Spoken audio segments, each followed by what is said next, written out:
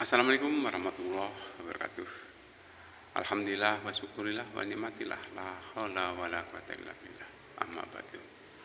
Pemirsa yang dirahmati oleh Allah Subhanahu wa taala, kalau kita berbicara tentang kewajiban, maka kalau kita sudah melaksanakan kewajiban itu sebenarnya kebahagiaan ada pada kita. Jadi bahagia itu kalau kita sudah menunaikan suatu kewajiban apa yang menjadi kewajiban kita. Sebelum kita berbicara lanjut, bersyukur dulu kita atas segala nikmat yang sudah diberikan oleh Allah Subhanahu wa taala kepada kita. Karena dengan nikmat-nikmat tersebut kita bisa bertemu di channel kami yaitu Cermin Anak Soleh. Mudah-mudahan dengan channel ini bisa mengantarkan kita mendekati kepada anak yang soleh ataupun insan yang soleh. Pemirsa yang dirahmati oleh Allah Subhanahu wa taala, selaku umat muslim, nggak lupa kita senantiasa mengucapkan sholawat serta salam semoga tetap tercurah kepada junjungan Nabi besar kita Muhammad SAW yang senantiasa kita nantikan syafaat ataupun pertolongannya kelak di yaumil qiyamah. Amin ya rabbal alamin. Kaum muslimin muslimat yang dirahmati oleh Allah Subhanahu wa taala, kewajiban merupakan sesuatu yang harus kita kerjakan. Kaitannya dengan hak, sebenarnya kita utamakan kewajiban. Kenapa? Karena kalau kita sudah melaksanakan suatu kewajiban, biasanya hak akan menyertai kita. Jadi ada istilah orang menuntut hak itu sebenarnya ya gimana ya? Memang kadang kehidupannya unik, ya hidup dunia memang unik. Ya. Berbahagialah orang yang tidak pernah menuntut hak, karena kalau sudah kewajiban dilaksanakan, insya Allah hak akan menyertai kita, ya, cepat atau lambat tentunya. Ya. Kaum muslimin muslimat yang dirahmati oleh Allah Subhanahu wa taala, keterkaitan kita selaku muslim punya beberapa kewajiban. Kewajiban yang sangat pokok adalah kewajiban sholat. Nah, berbahagialah orang yang sudah mampu melaksanakan suatu amalan ibadah yang berupa sholat. Terlebih ya, sholat yang ia kerjakan sebagaimana yang dicontohkan oleh Rasulullah SAW. Karena Rasulullah SAW mencontohkan sholatlah kamu sebagaimana kamu melihat saya sholat. Kita maklum ya, nggak tahu bagaimana Rasulullah SAW itu mengerjakan sholat. Ya. Kalau demikian ada 4 mazhab ya, 4 ajaran yang semuanya bermuara pada Al-Quran dan hadis. Nah, ini nggak perlu kita perdebatkan. Mau menggunakan mazhab yang mana, persilahkan. Karena intinya semuanya menuju kepada keimanan dan ketakwaan kepada Allah Subhanahu wa taala. Mau mazhab Hambali silahkan, mau mazhab Hanafi silahkan, ya. Mau mazhab Maliki silahkan. Ya. Jadi mau mazhab Hambali, Maliki, Syafi'i, Hanafi silahkan. Ya. Sah-sah saja, boleh-boleh saja. Ya. Insya Allah semuanya bermuara untuk menuju kepada takwa. Kaum muslimin muslimat yang dirahmati oleh Allah Subhanahu wa taala, kaitannya dengan ibadah sholat luar biasa. Ya. Sholat ini hal yang sangat-sangat prinsip, sehingga dalam suatu hadis ya, dirikanlah sholat. Itu salah mendirikan sholat. Ya. Orang yang mendirikan sholat, menegakkan sholat, ibarat menegakkan agama. Kalau siapa meninggalkan, ya, berarti merobohkan agama. Ya, tegakkanlah sholat, ya, dan jangan sampai kita meninggalkan. Seperti itu tadi, kalau kita mengerjakan sholat berarti menegakkan agama, ataupun mendirikan sholat berarti menegakkan agama. Tetapi kalau sholat saja sudah ditinggalkan, itu sama halnya dengan merobohkan agama. Ya. Kaum muslimin muslimat yang dirahmati oleh Allah Subhanahu wa taala, jangan menganggap gampang atau sholat itu. Ya. Jangan menganggap remeh sholat itu. Ya. Karena sholat itu sebenarnya berat kecuali bagi orang-orang yang khusyuk. Kalau orang yang khusyuk, insya Allah ya, sholat itu enggak berat, sholat itu ringan. Ya. Kalau kita menganggap sholat berat, itu masih perlu kita pertanyakan iman dan takwa kita kepada Allah Subhanahu wa Ta'ala. Pemirsa yang dirahmati oleh Allah Subhanahu wa Ta'ala, bahkan ada yang mengibaratkan kalau ibadah sholat itu ibarat manusia itu kepalanya. Ya. Bahkan itu merupakan kepala ibadah. Ya. Sholat itu merupakan kepala ibadah. Kalau ibarat manusia katanya itu kepala. Ya apalah arti manusia kalau sudah tidak ada kepalanya. Jadi walaupun bagaimana dirikan sholat, ya, karena inna sholata tanha anil fahsai wal munkar. Allah Subhanahu wa Ta'ala berfirman, ya, inna sholata tanha anil fahsai wal munkar. Sesungguhnya sholat itu dapat mencegah perbuatan yang keji dan perbuatan yang munkar. Ya. Insya Allah, ya, kalau nanti di alam akhirat, ya, atas pertanyaan dari Allah Subhanahu wa Ta'ala tentang sholat, apabila sholatnya baik, insya Allah amal-amal perbuatan yang lain akan menjadi baik. Tetapi kalau dari sholatnya kurang baik, bisa jadi ya, amalan-amalan yang lain pun kurang baik. Sebenarnya berbagai kebahagiaan lah ya dengan kita mengerjakan sholat, karena orang yang mengerjakan sholat insya Allah ya, dia akan mengingat akan waktu ya, sehingga akan sedikit disiplin. Waktu isya, waktu subuh, kemudian waktu zuhur, waktu asar, dan waktu maghrib, dia akan selalu ingat ya. Karena selepas sholat maghrib dia akan selalu ingat nanti akan mengerjakan sholat isya. Selepas sholat isya, insya Allah ya, esok pagi akan mengingat bahwa akan melaksanakan sholat subuh. Seusai sholat subuh nanti juga ingat akan melaksanakan sholat zuhur. Setelah sholat zuhur, ingat juga nanti juga akan melaksanakan sholat maghrib. Terus begitu. Sehingga orientasi waktu sedemikian rupa ya. Pagi, nah ini kaitannya dengan pagi. Pagi itu tentunya kalau kita hubungkan karena jam 12 atau jam 24 malam, jam 1 ya, itu katanya udah pagi. Pagi itu kaitannya dengan sholat subuh. Bukan berarti jam 7 sholat subuh, tetapi kalau pagi di sini keterkaitan dengan jam sekitar jam 4 lah, jam setengah 4, jam 4 sampai terbit matahari. Yang jelas mulai dari fajar sampai bukan terbit ya, terbenam, terbit matahari ya, bukan terbenam tapi terbit matahari, kalau itu subuh ya. Jadi kita kerjakan ya memang cuma 2 rakaat, tapi kadang-kadang insya Allah ya ada yang mengatakan berat ya, padahal cuma 2 rakaat ya, karena mungkin kondisi dingin oleh Allah Subhanahu wa Ta'ala diatur sedemikian rupa ya, sholat subuh itu hanya 2 rakaat ya. Walaupun 2 rakaat ya, siapa yang mampu mengerjakan sholat sunnah sebelum subuh ya, katanya itu pahalanya luar biasa ya, pahalanya luar biasa ya. Untuk itu ya kita coba untuk amalkan sholat subuh itu pada awal waktu. Bagaimana caranya? Tentunya ya kita berusaha ya. Berusaha kita atur sedemikian rupa ya, tentunya ya kita kalau tidur jangan terlalu malam ya. Sebab ada yang mengatakan itu kalau subuhnya sudah terjaga, insya Allah untuk yang keempat waktu ya, untuk yang zuhur, asar, maghrib, isya, insya Allah akan terjaga ya. Kalau subuhnya sudah terjaga dengan baik. Kaum muslimin muslimat yang dirahmati oleh Allah Subhanahu wa Ta'ala, sebenarnya ada kebahagiaan tertentu ya bagi orang yang sudah mengerjakan sholat.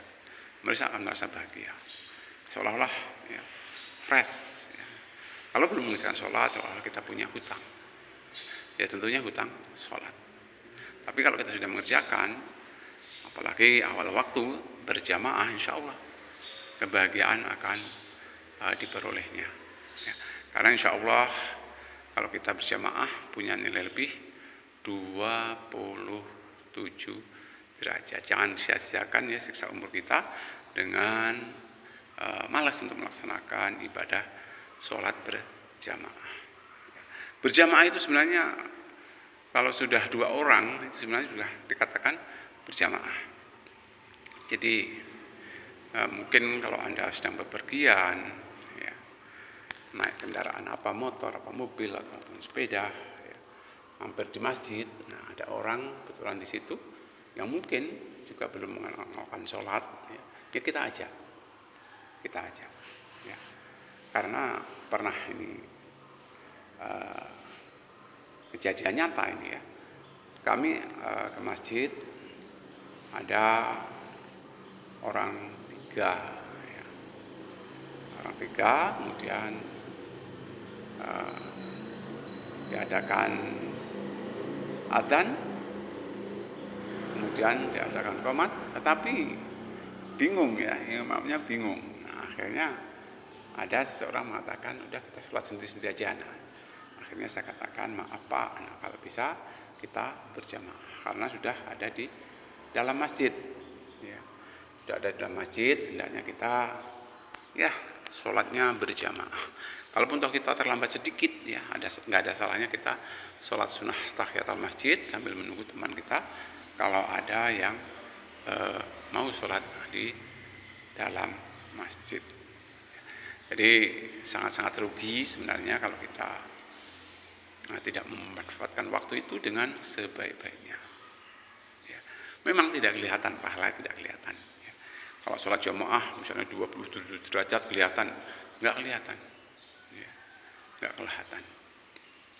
Dan juga mungkin dampak secara umum, ya, orang yang rajin sholat di masjid dengan orang yang tidak rajin sholat di masjid, mungkin dampak secara umum ya seolah-olah nggak ada bedanya. Tapi dampak secara pribadi mungkin ketenangan ada pada orang yang sudah bisa melaksanakan ibadah sholat waktu di masjid. Kaum muslimin muslimat yang dirahmati oleh Allah Subhanahu Wa Taala, pernah seorang sahabat ketika sholat bersama Rasulullah ya, ketinggalan takbiratul ihram. Sahabat tersebut menangis. Ya. Kenapa menangis? Saya ketinggalan takbiratul ihram selepas sholat, ditanya oleh temannya. Nah itu sebenarnya bisa untuk dijadikan pelajaran. Ya, sahabat Rasulullah SAW menangis ya, hanya ketinggalan takbiratul ihram. Jadi kalau bisa ini ya kita atur waktu sedemikian rupa ya, syukur-syukur sebelum kumandang adzan kita sudah ada di dalam masjid. Ya. Insya Allah tentunya kalau kita ikhlas nilainya tambahnya juga luar biasa. Ya. Ada yang mengatakan kalau sebelum adzan itu kita udah ada di dalam masjid, insya Allah ya. Nanti di alam sana itu, alam kubur bisa jadi ataupun alam akhirat sana ya, ada sinar seperti sinarnya matahari.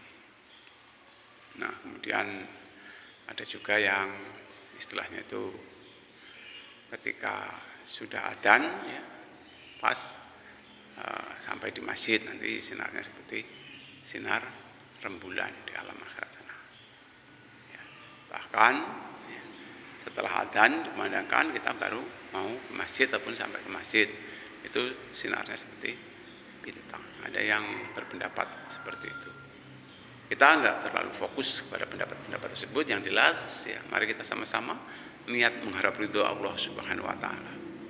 Mau 27 mau lebih ya itu rahasia Allah Subhanahu Wa Taala. Kalau Allah berkehendak ya berapapun pahala ya, kalau Allah berkehendak bisa lebih dan juga bila bisa berkurang kalau ada unsur ketidakikhlasan.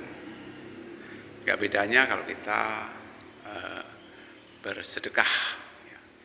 Kalau kita bersedekah, ya, itu sementara, ya, ibarat kita menanam buah-buahan 1 biji, ya.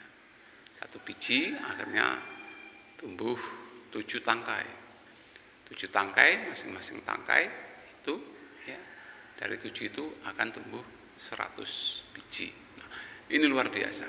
Ya, tentunya semua itu atas dasar ikhlas. Ya. Kalau ikhlas insya Allah ikhlas. Nah, untuk ikhlas itu tentunya berproses. Ya. Berproses tentunya dari kita belajar. Ya. Seperti halnya sholat saja. Ya, kalau kita nggak belajar ya kapan mau bisa khusyuk? Ya. Nah, itu melalui proses belajar. Nah, kalau ditanya apakah sudah khusyuk atau belum, ya tentunya kita berusaha.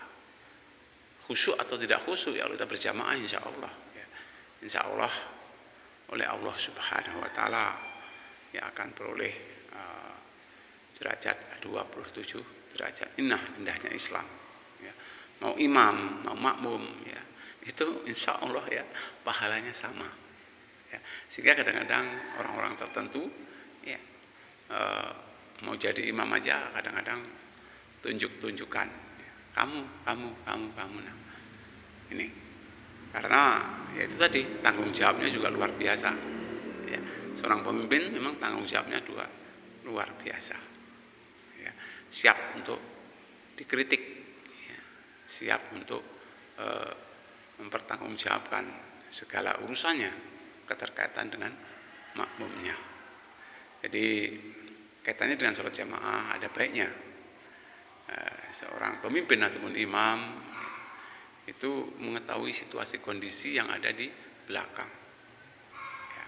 Dalam artian siapa yang sholat di situ, mungkin ada anak-anak, mungkin ada orang yang sudah lanjut usia ataupun sudah dewasa. Ya, kita harus bisa membaca situasi. Ya. Jadi bagaimana caranya ya tentunya kita lihat situasi, jangan sampai justru orang-orang pada membicarakan kita karena mungkin ya, kita kurang bisa membaca situasi. Ya. Kaum muslimin, muslimat yang dirahmati oleh Allah Subhanahu Wa Taala, ya kita bisanya berusaha. Ya. Kalaupun toh Rasulullah mengatakan, sholatlah kamu sebagaimana kamu melihat saya sholat, yang jelas ya, Rasulullah SAW itu mengamalkan ibadah sholat senantiasa di masjid di awal waktu dan berjamaah. Ya. Jadi apa salahnya? Ya. Sholatlah kamu sebagaimana kamu melihat saya sholat, selagi kita mampu secara fisik. Ya.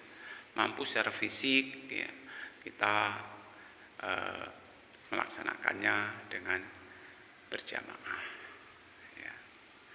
Bahkan ya ada seorang yang buta tanya kepada Rasul, ya Rasul, saya kondisinya buta, apakah juga wajib untuk sholat ataupun berjamaah? Nah, apa jawab Rasul? Ya, apakah hati kamu juga buta? Nah itu. Ya. Jadi kita sebagai orang Muslim, ya, selagi kita sehat, ya. Sehat nggak sehat ya yang jelas selagi hayat masih di kandung badan, ya. Khususnya yang kaum Adam, ya, nggak ada istilahnya itu seperti wanita, ada dispensasi nggak ada, ya. Kapan dan dimanapun kita berada selaku Muslim, ya, selaku kaum Adam tetap melaksanakan ibadah sholat. Ya. Sebenarnya nggak istilahnya itu bertele-tele, nggak bisa berdiri, ya, itu ada teknis dengan duduk. Nah, nggak bisa duduk, itu ada teknis dengan berbaring. Ya. Yang penting kita meniatkan. Ya. Insya Allah Maha segala-galanya.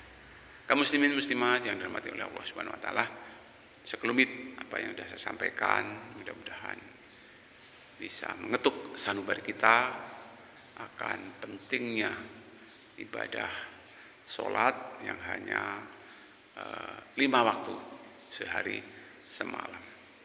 Karena kalau kita bertitik tolak pada zaman Rasulullah dulu, ya itu sampai 50 waktu.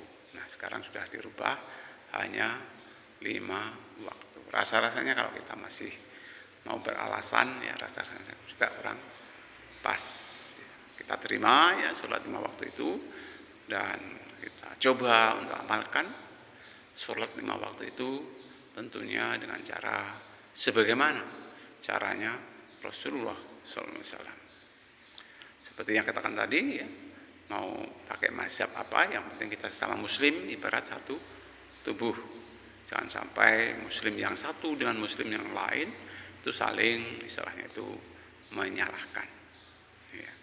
Yang kuasa benar atau salahnya itu yang tahu hanya Allah Subhanahu wa taala. Kita di dunia bisanya hanya berusaha. Ya. Usaha kita insya Allah dengan modal ikhlas, ya, dengan modal ilmu, ya, dengan modal amal, insya Allah, ya, Allah sendiri akan memperhitungkannya. Ya, jadi kita nggak usah istilahnya itu mengevaluasi orang lain, tapi lebih baik kita mengevaluasi diri sendiri akan ibadah sholat kita. Kalaupun toh ada orang yang imannya lebih tinggi, nggak ada salahnya kita bertanya. Ya, jadi kalau soal urusan keimanan, ketakwaan, ya kita orientasinya ke atas.